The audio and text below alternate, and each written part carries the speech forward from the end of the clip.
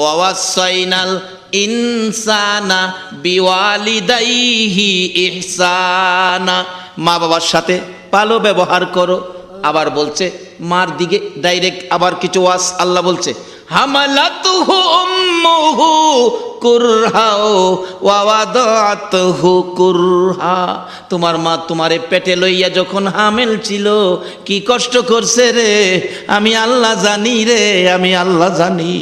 দুনিয়ার কেউ দেখে নাই, আমি দেখছি। যারা বাবা হইছেন আপনারাও কিছু বলতে পারবেন। মেয়েরা প্রথমত বাচ্চা হয়, প্রথমত মহিলারা বড় ভয় পায়। মানুষকে বলবো কি, আমার নিজের বেলাও দেখছি, প্রথম বাচ্চা হবে রাত্র গভীর 2টা 2:30 3টা, আমার বিবি পায়ে ধরে বসে বসে কান্দে। প্রশ্ন করলাম কান্দো কেন?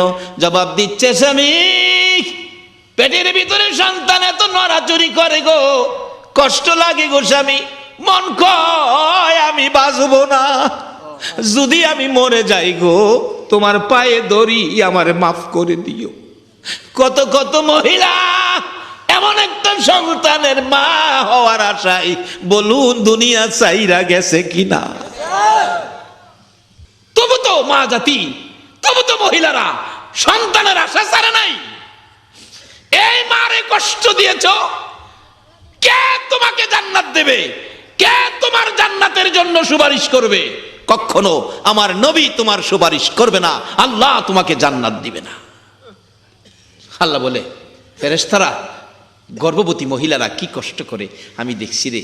কত মা সারা রাত দাঁড়ায় রয়েছে, বিছনাটা শুইছে না, এরপরও সকালে সংসারের কাজে ব্যস্ত। কত কষ্ট মা, কাইতিয়া শুইতে পারছে না, চিতিয়া শুইতে পারছে না, কি যে কষ্ট। মা চাইটা ভাত ভালো করে মাইকে খাইতে পারছে না, কি যে কষ্ট।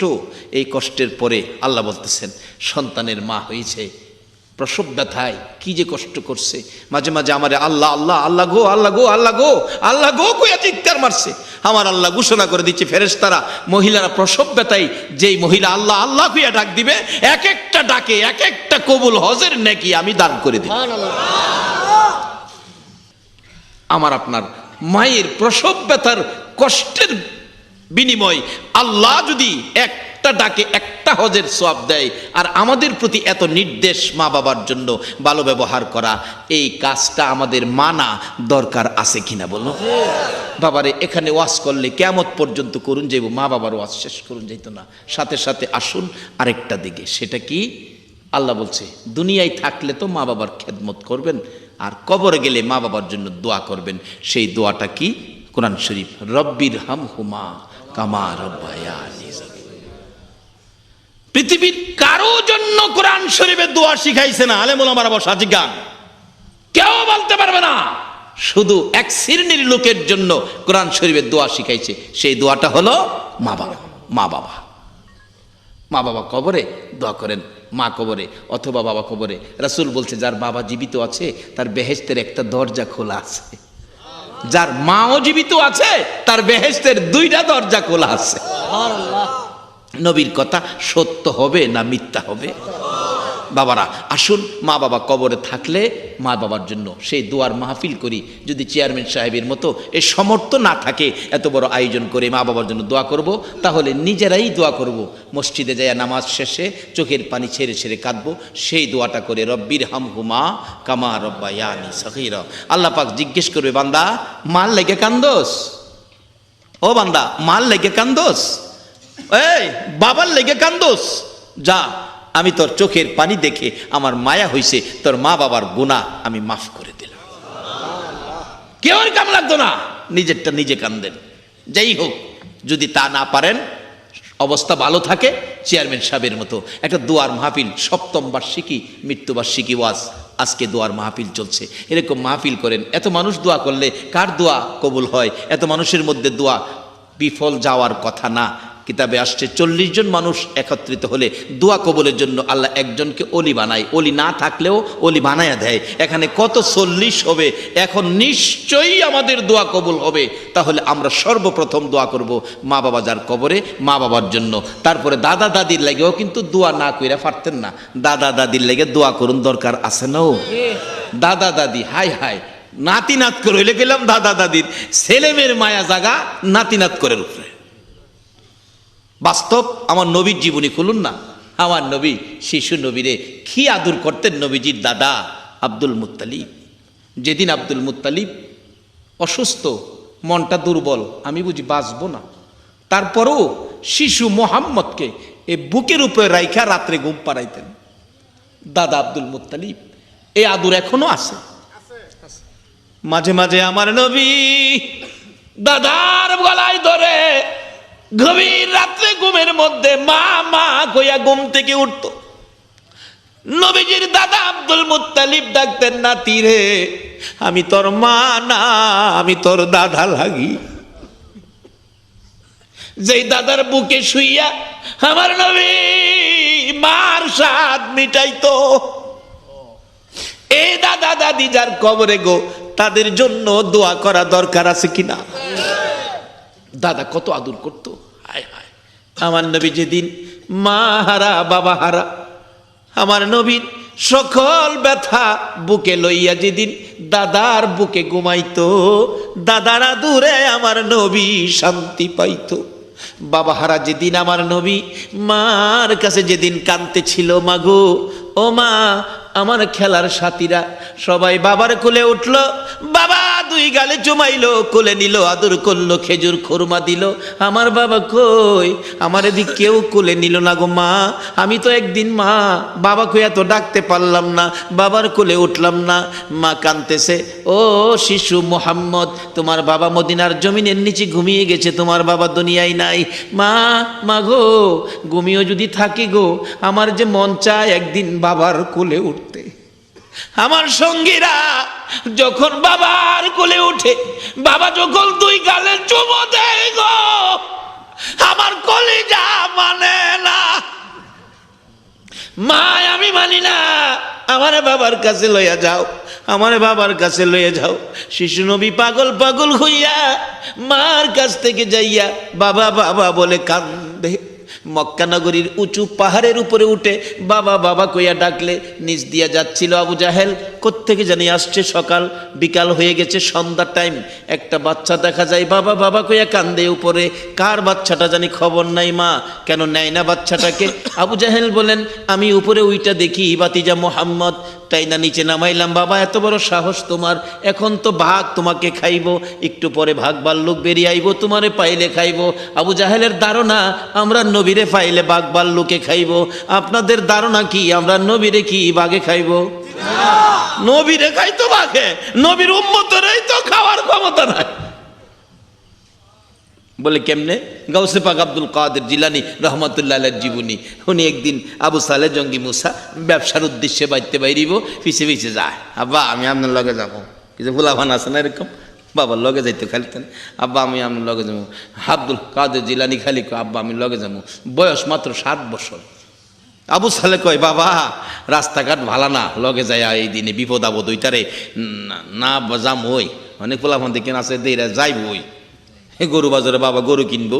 হ্যাঁ পাগল হয়েছে, 7 বছরের হোলা গরু কিনতে যাইব।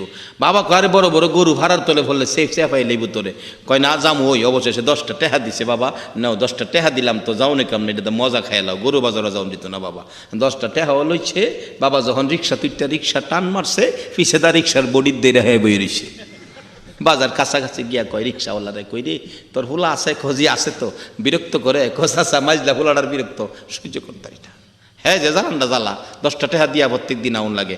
আমিও আজ 10টা টেহা দিয়ে আইছি, বাইতারি না। হ্যাঁ পিছতে বাইরে আবু আমি আয় পড়ছি তো। মাঝে মাঝে এমন জ্বালান না গোলাপান আছে না, আছে না?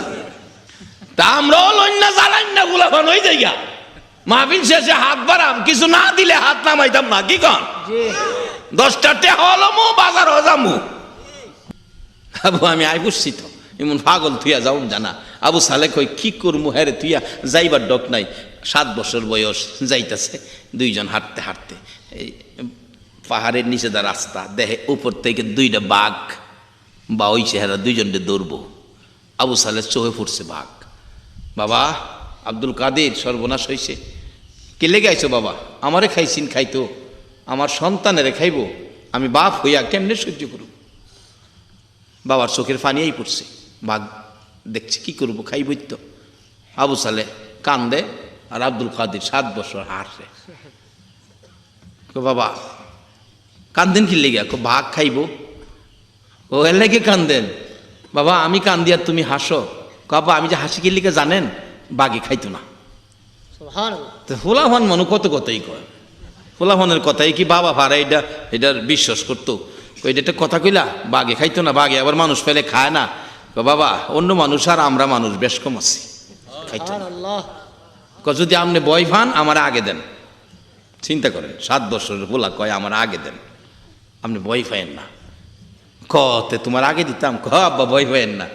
আচ্ছা যাও তো আগে যাও। আগে যাইতেছে, বাঘ দূর থেকে হাত বাড়ে, ভাগ। আমরা দুইজন খাইবার চিন্তা করতেছ, আমরা দুইজনের পরিচয় জানো? আমরা কিন্তু আখিরি নবীর উম্মত। কোন নবীর উম্মত? কোন নবীর উম্মত? আহা, যেই নবীরে আল্লাহ সকল সৃষ্টির সামনে চ্যালেঞ্জ করে ছাড়ছে, ওমা আরসালনাকা ইল্লা রাহমাতাল লিল আলামিন। সকল সৃষ্টির জন্য যিনি রহমত, আমরা সে নবীর উম্মত। বাঘ তো লেজ লারানি বন্ধ, যেই খাপ খোপ আসিন এটা নরম হয়েছে না, এরপরও দেখেন নাইমে আইতাছে। আবু সালে কয় বাবা সুবিধা দেখা জানা। গাউসে পাক আব্দুল কাদের জিলানী 7 বছর বয়স, বলতেছে বাবা ভয় ভয়েন না, আমরা খারান দুজনে খারাইছে। দেখেন ভাগাইয়া আমরা খাইব দূরের কথা, সালাম করি তুকুল পাইতো না। যার পরিচয় দিছি খাইতো কি ঠিকই বাঘ হাইয়া দুইজনের ভাবে সালাম কেরা বিদায় হয়ে গেছে। সকল মাখলুক আমরা নবীরে চিনে কিনা কোন অহন আমরা এই নবীর উম্মত হইতে গেলে আল্লাহ আমাদেরকে একটা রাস্তা দেখাইছে, আমানুদ খুলু ফিসিলমি কাফা। বাবা লন কিছু ভেজাল যেটা এই দেহের মধ্যে ঢুকে গেছে, এটা লোন ছাইরা দিয়া আখিরি নবীর উম্মত হওয়ার জন্য যে জিনিসগুলি দরকার এই জিনিসগুলি লন খুঁজা বাইর করি। যাই হোক, কেন বাইর করতে হবে? আমাদের যে ঘোষণা হয়ে গেছে, ওয়ারেন্ট হয়ে গেছে, কুল্লু নাফসিন যায়িকাতুল মাউত, সকল প্রাণী যে একদিন আমাদের মরতে হবে, তার আগে আমরা সেই রাস্তাটা খুঁজে বের করি। কেন?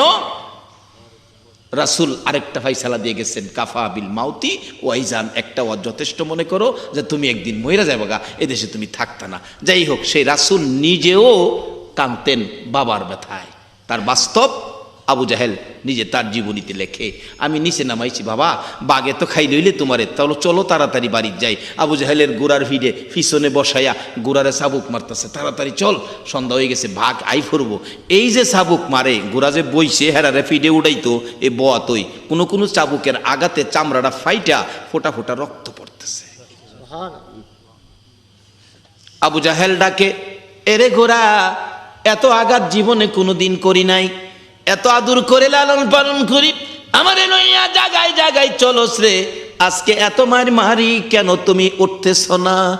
কিতাব লেখে গোড়াটা সামনের 2টা পাও মাঝে মাঝে আকাশের দিকে বাড়ায় দেয়, চোখের পানিগুলো জর্জর করে পড়তে থাকে। আবু জাহেল গোড়ারে আঘাত করে, গোড়ার সামনের 2টা পাও উপরে বাড়ায় আবুজি ডাকতে থাকে, মাবুদ আর কত মার খাবো গো, দাও না আমার জবানটুকু খুলে, কোন দুঃখে মার খাইতেছি, দাও না জবান খুলে মনের দুঃখ বলে দেওয়ার জন্য। আমার আল্লাহ কই, এরে ঘোরা রে, আমার বন্ধুর কথাই বুঝি বলবি, যা যা তোর জবান খুলে দিলাম। বলতেছিলাম বারবার এইভাবে পাও 2টা সামনের উপরে বাড়াইয়া দিলে আমার আল্লাহ কবুল করলেন ঘোড়ার আরজি, যা তোর জবান খুলে দিলাম। ঘোড়া ডাকতেছে, এরে আবু জাহেল মারে, আর কত মারবি, মারতে মারতে জীবন বাহির করে দিতে পারবি রে, রে আবু জাহেল মার, কত মারবি? আবু জাহেল বলেন, কেন মারবো? তুমি তো কথা বললেই সামনের দিকে চলতা, আজকে মারার পরেও সামনে যাইতে চাও না, আরো মারবো কেন? মারার তো দরকার ছিল না, উঠো ওইটা তুমি তাড়াতাড়ি বাড়িতে চলো। গোড়া ডাকতেছে, এরে আবু জাহেল, আজকে অন্যদিন কথা বললেই চলতে থাকি, আজকে মার খাইয়াও চলতেছি না কেন? তুমি কি বুঝতে পারো না? তুমি পিছনে কারে বসাইছো খবর জানো নি রে আবু জাহেল? ইনি হলেন রাহমাতাল লিল আলামিন। যেই নবীর সৃষ্টি না হইলে রে সৃষ্টি কুলের সৃষ্টি হতো না, ওই শিশু নবীর পিছে বসাইয়া সামনে বসে মাতবুরি করো, তোমার মাতবুরি আমি মাইনা নিতে পারি না। এরে আবু জাহেল, যতক্ষণ পর্যন্ত শিশু নবীর সামনে না নিবা ততক্ষণ পর্যন্ত আমি গুড়া মার খাইতে খাইতে জীবন দিতে পারি, একটা কদম সামনে যাইতে পারি না। আবু জাহেল ডাকতেছে, বাবা গো সামনে আসো গো বাবা, বাঘ ভাল্লুক বেরিয়ে আসবে। আমার নবীকে সামনে দিলে আবু জাহেল পিছে গেলে ঘোড়া দ্রুত গতিতে চলছে, পড়ছে আমেনার কাছে। আমেনা গো, বাঘে খাইতো আমি যদি না দেখতাম। আমেনা মুস্কি মুস্কি হাসে, ও আবু জাহেল, এটা আমার কেমন সন্তান রে, আমি জানি এই সন্তানের কোনোদিন বাঘে খাবে না।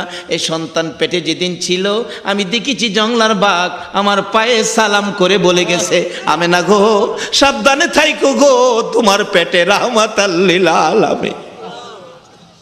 রে আবু জাহেল, যেই সন্তানের মা হইলে জংলার বাঘ সালাম করে রে, এই সন্তানের জংলার বাঘ খাবে না। লম্বা ঘটনার সংক্ষেপ করে দিলাম। আমার নবী কাঁদতে ছিলেন, মা আমেনা থামাইতে পারে না, বাবার ব্যথায় কান্দে। আজকে আপনাদের সুযোগ্য চেয়ারম্যান সাহেব বাবার ব্যথায় গো সপ্তম মৃত্যুবার্ষিকীর আয়োজন করেছে। আমার নবী তো বাবার ব্যথায় এইভাবে কাঁদছিল, ডাকতেছেন, মা মা গো, আমি কান্না থামাইতে পারি না গো, আমি বাবার কোলে উঠবো। নিয়ে গেলেন নবীজির দাদা আব্দুল মুত্তালিবের কাছে। টান্দা কোলে নিচে দাদা আব্দুল মুত্তালিব, নবীজি দাদার কাঁধের উপর মাথাটা ছেড়ে দিয়ে কানতে কানতে দাদার পিছনের জামা কাপড় ভিজতেছে। এ নাতি কান্দিস না, দাদা গো আমার বাবা কই গো, আমি কান্দা থামাবো না। আব্দুল মুত্তালিব ডাকতেছে চোখের পানি ছেড়ে ছেড়ে, বৌমা গো আমার নাতির কান্না থামবে না, একটা কাজ করো তুমি, কি উম্মে আইমানকে সাথে দেই, আরো 3 জন সাথে লইয়া কাফেলা বন্দি করে যাও তুমি মদিনায়, আব্দুল্লাহর কবরখানি দেখাইয়া আনো। কবরটা দেখলেনি আমার নাতির কলিজানি ঠান্ডা হয়ে যায়। আমার নবীরে লইয়া সোনার মদিনায় গেল গো। আমার নবী বাবার কবরের পরিচয় পাইয়া বাবা বাবা কইয়া কান্দে রে, কে জবাব দিবে নবীর ডাকে? আব্দুল্লাহ মুজিব কবরের ভিতর থেকে ডাকতেছে, মাবুদ গো একটু সুযোগ দাও না গো, আমার কবরের মাটি সরাইয়া দাও না গো, আমি আমার মুহাম্মদ রে একটু খুলে লইয়া দূর করে দে। আমার আল্লাহ বলেন, আব্দুল্লাহ রে না না না, তোমার উঠতে হবে না, আমি সারা মাখলুকাতের উদ্দেশ্যে ঘোষণা করে দিয়েছি আমার এতিম নবীরে যেন ভালো